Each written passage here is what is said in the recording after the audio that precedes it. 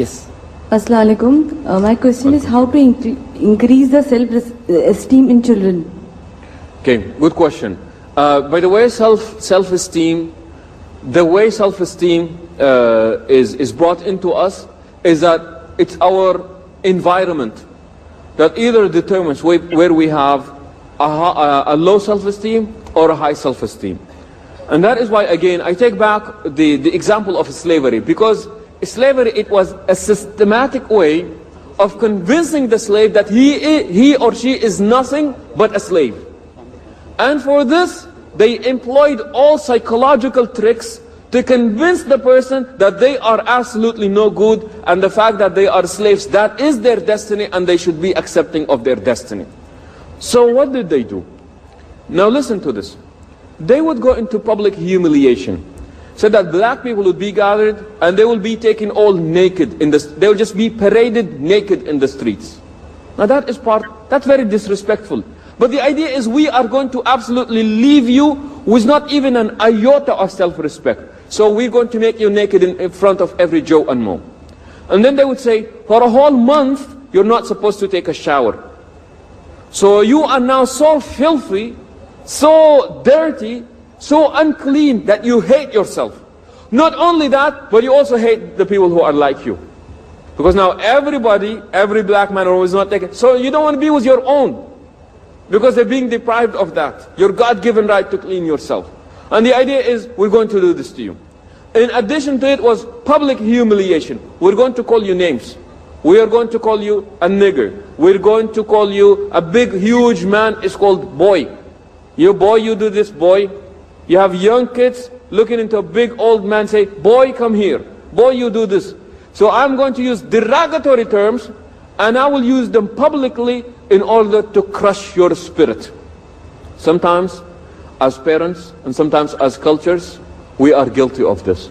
We crush the spirits of our youngsters. We call them names. We tell them they're not capable of doing this. They're not capable of doing that. That they have no opinion to voice. That we're going to make decisions for them. They have no ability, they have no right to voice their concerns or their opinions. So the Prophet ﷺ would deal with people, and he would deal with them in such a fashion that truly nourishes their self-respect.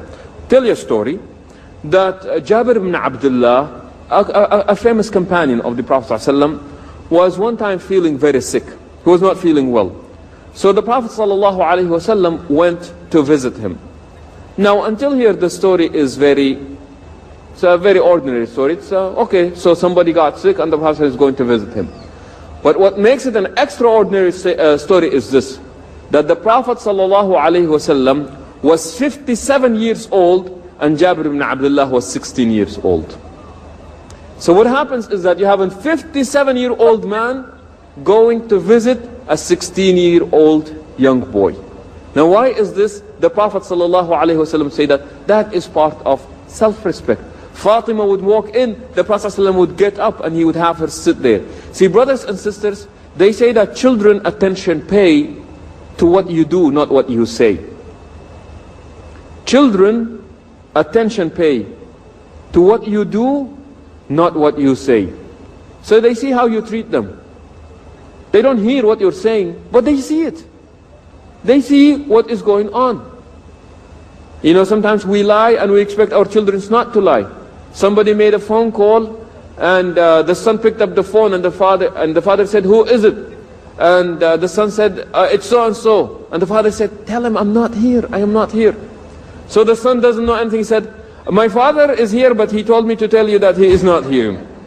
Okay? And he hung up the phone. So the father came to him and slapped him on the face. He said, you idiot, you are making me look very bad. He said, this will teach you a lesson. And indeed, a lesson was taught. So the next time the phone rang, the kid picked up the phone. And it was the father's friend. And he said, is your father? And the father is not listening to what's going on. And the kid hangs up the phone. So he comes back to the father and said, the father said, who was on the phone? And he said, it was so-and-so friend of yours, another friend. He said, but daddy, don't worry about it. I took care of it. I told him that you're not here. Okay? So what happens is that many times it is the information that we convey to people. It's what we tell our children. So how do you nourish them? Respect them. Really, really respect them. Have them. It's okay to voice their opinion. Sometimes it's okay to voice their objection. You should have boundaries, yes, but you should also give them, a freedom to express them. And the minute you do this, when they want to say no outside, if they have been taught at home that it's okay for them to say no, when they are adults out there one day, they will also say no. But if at home they were told that they absolutely have no right to say no, when they go out there, they will all